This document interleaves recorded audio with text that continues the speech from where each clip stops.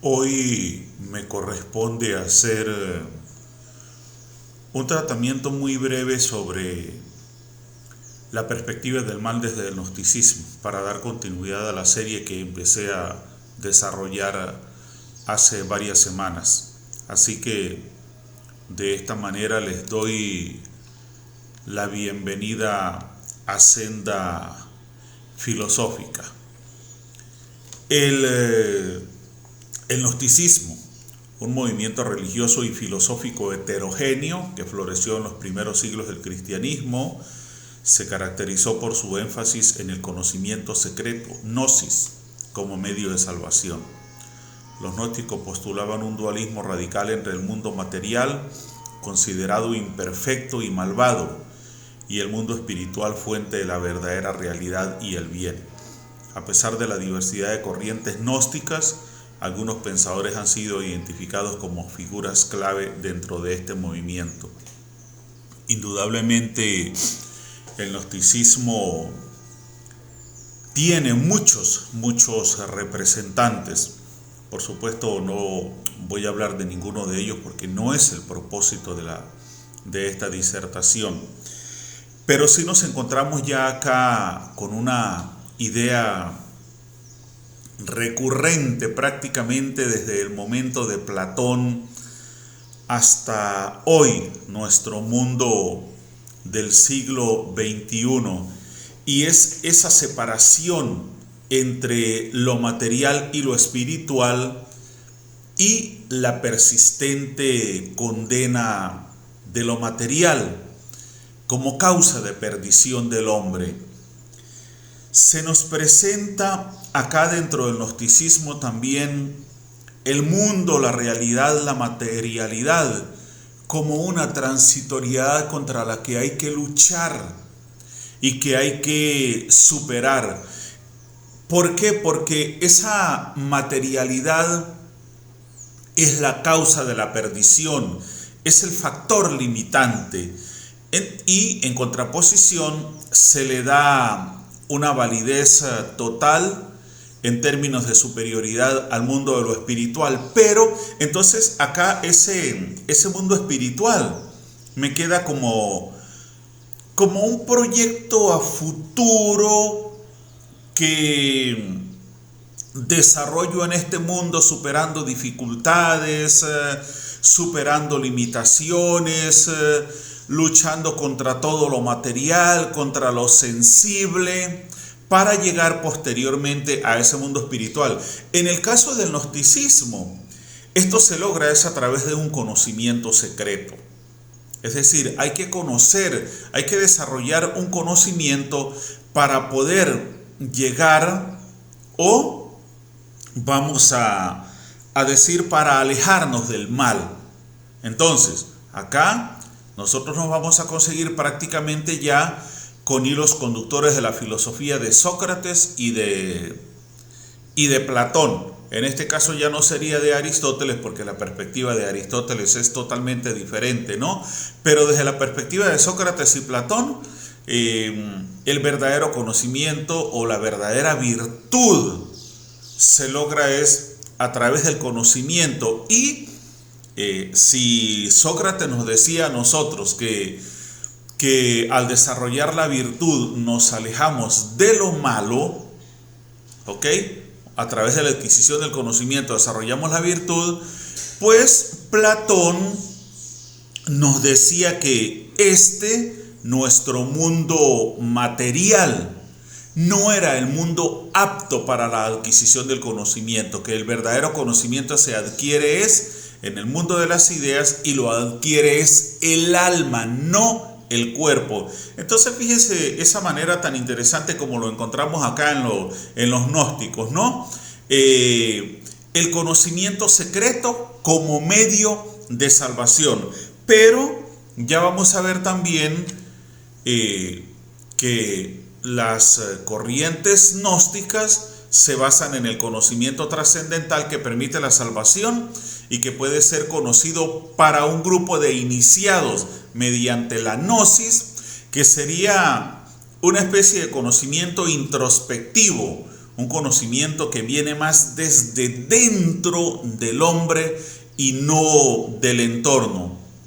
Se caracterizan por el sincretismo, recibiendo la llegada de las tradiciones judías, helenísticas, cristianas, paulinas y joaneas y orientales, especialmente iraníes. En los 3 primeros siglos después de Cristo se constituyen como una especie de religión filosófica de carácter dualista que, extendiendo esta característica de Platón, muestran el mito dentro de un sistema racional.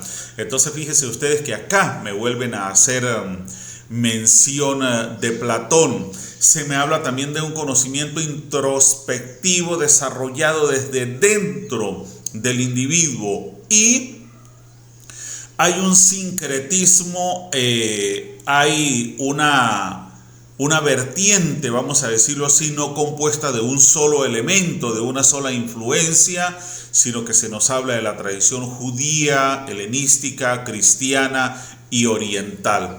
Entonces, es interesante esta postura porque, como lo dije anteriormente, nos invita, para alejarnos del mal, nos invita a la adquisición del conocimiento, a darle la espalda a la seducción y a la tentación que representa el apego al mundo de la materialidad.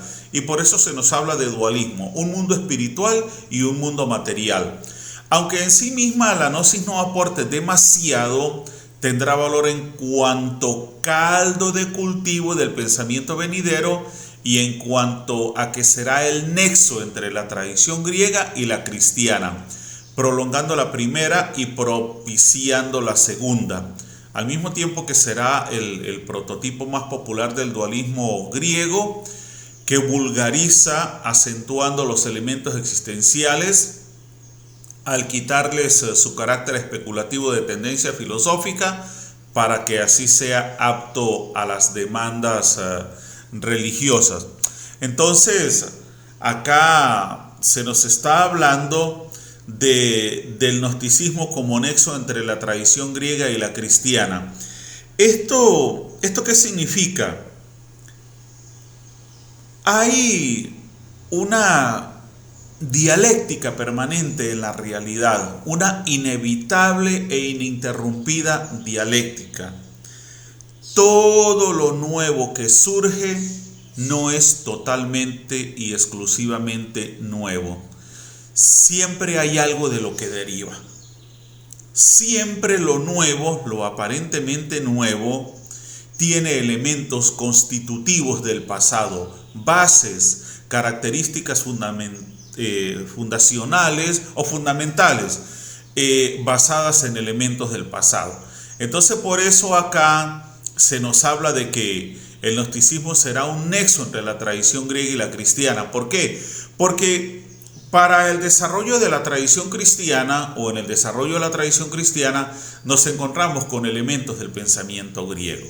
Es decir, el pensamiento cristiano basado, por supuesto, fundamentalmente en la figura de Cristo, en las enseñanzas de Cristo, pero no hay, o vamos a encontrar, para mejor decirlo, en su espectro de tradiciones, de principios, de propuestas, vamos a encontrar, sobre todo dentro de la parte de lo iconográfico, del precepto, de la práctica, de lo ritual, vamos a encontrar elementos que ya corresponden a expresiones tanto religiosas como filosóficas del pasado.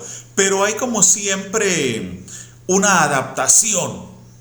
Así como nosotros nos encontramos, por ejemplo, con elementos de la filosofía de Sócrates, Platón y Aristóteles, y el gnosticismo es un ejemplo claro de eso, ¿no? El dualismo es una representación, o el dualismo propuesto por el gnosticismo es una representación de esa dualidad de la que ya nos hablaba, por ejemplo, Platón. Entonces, a eso es a lo que me refiero cuando estoy explicando esto. Entonces, el gnosticismo será el prototipo más popular del dualismo griego, que vulgariza acentuando los elementos existenciales al quitarle su carácter especulativo de tendencia filosófica para que así sea apto a las demandas religiosas. Fue lo que yo dije, lo adaptan. Y así como lo hicieron ellos, los gnósticos, con las filosofías que les precedieron, eso no ha cambiado hasta ahora. El rechazo al mundo de lo material es una de sus principales características. Basilides y Valentino, con la gnosis valentiniana, son el prototipo de esta tendencia. El mal se consagra como un principio independiente que en buena parte de los autores es pasivo, inerte e inferior respecto al principio supremo del bien, mientras que en la rama oriental los principios son dos, contradictorios y equiparables. Las potencias mundanas son las que encierran al alma impidiéndole el retorno a Dios, por lo que la creación no es ahora el lugar de salvación humana, sino el impedimento máximo a la realización. Esto es una copia absoluta de la filosofía de Platón, el mundo de las ideas. Se nos presenta al mundo material como una cárcel, como una limitante, como un obstáculo para la salvación del hombre.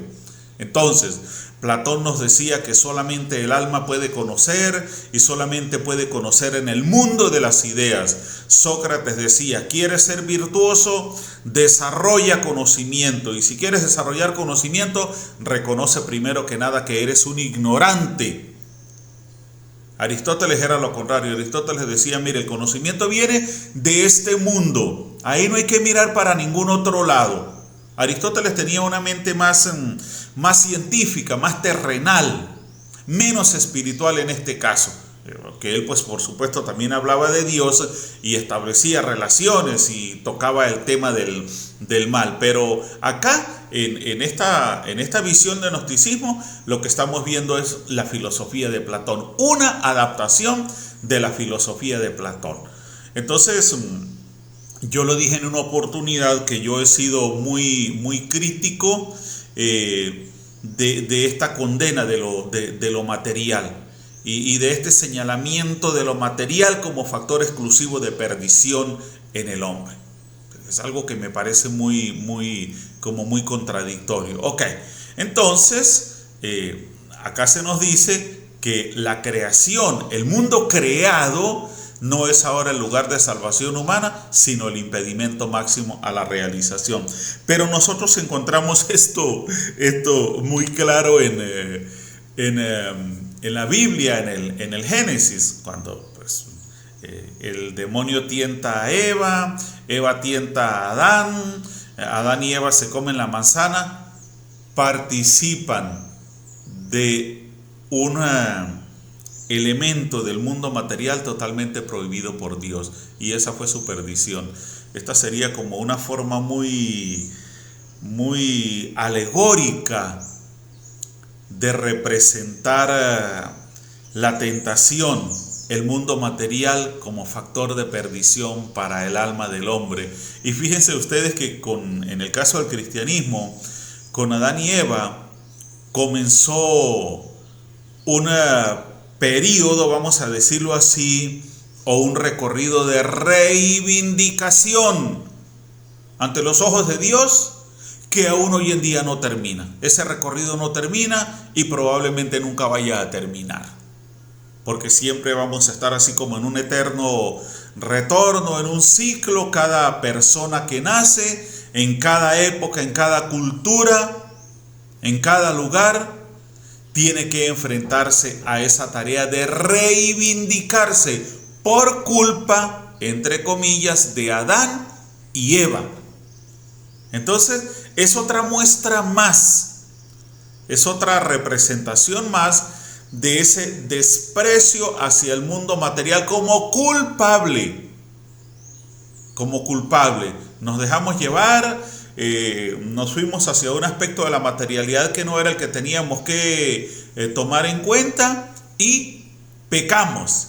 Entonces, acá en el caso de los gnósticos, el que se quiera salvar, el que quiera alejarse del mal, tiene que adquirir conocimiento. Pero lo que yo veo acá es que la adquisición de ese conocimiento no le está dada como posibilidad a todo el mundo.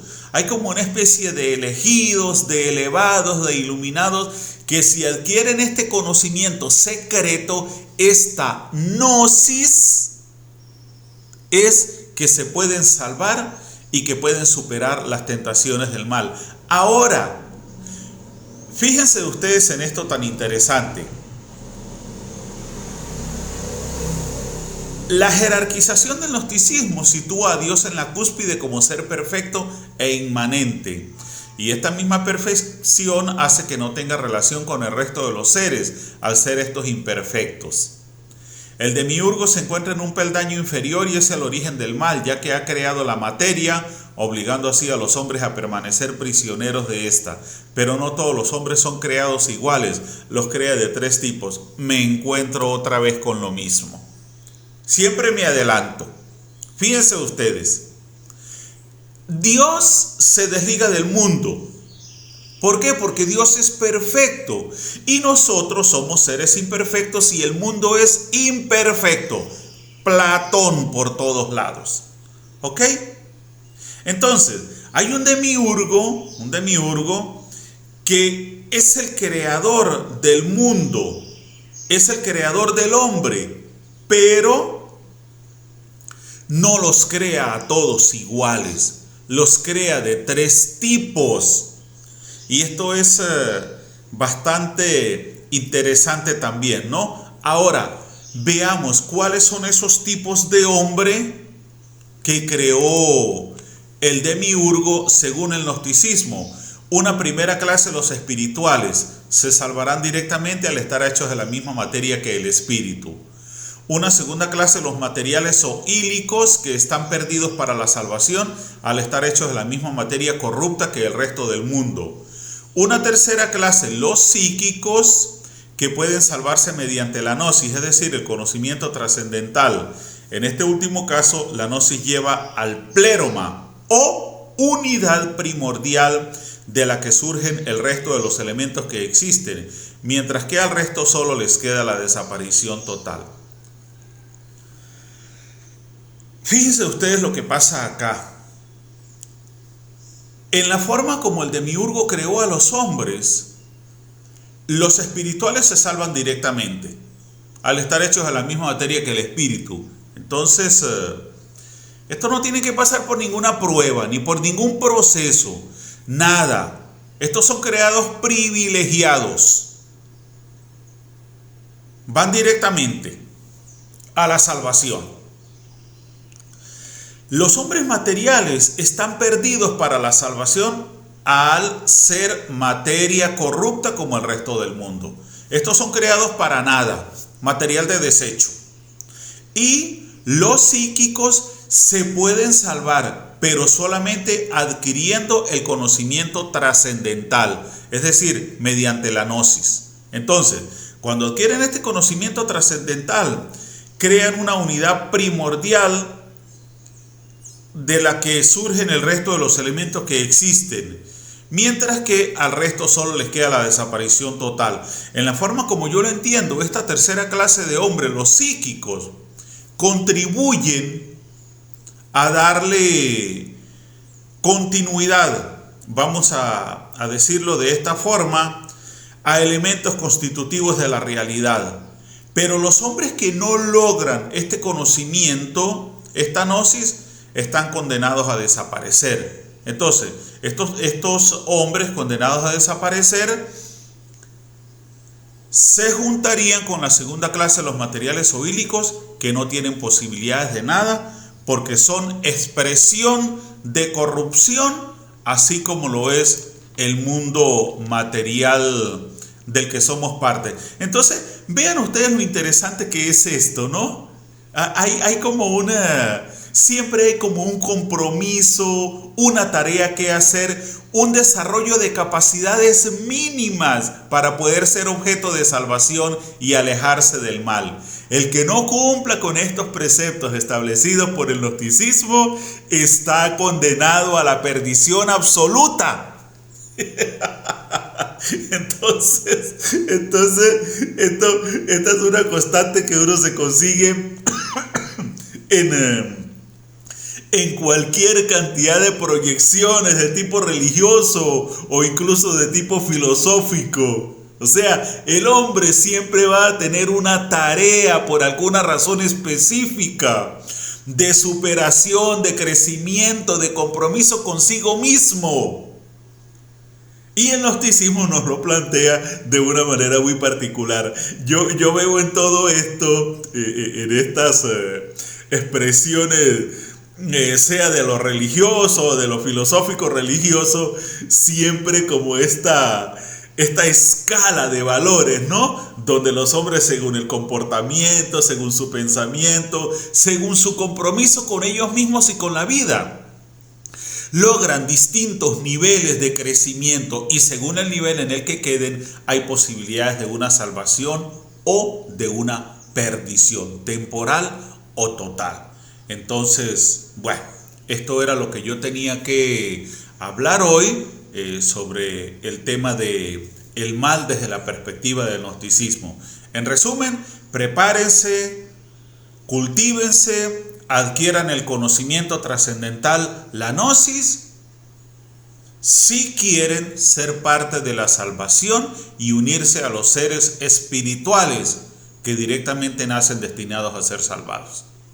Y ahí está la parte intermedia, los materiales que simplemente no van para ninguna parte. Entonces, bueno, esta era mi disertación del día de hoy y de esta forma pues estoy finalizando. La próxima semana voy a desarrollar un tema que tiene que ver con una relación entre filosofía y música rock. Es una serie también que voy a empezar a desarrollar paralela a esta sobre la perspectiva del mal, de una manera muy interesante. Les adelanto que será el análisis de letras de canciones relacionadas con una corriente filosófica específica. Entonces, bueno, ahí les dejo para que estén pendientes, suscríbanse, denle like, compartan y, como les digo siempre, chao, chao.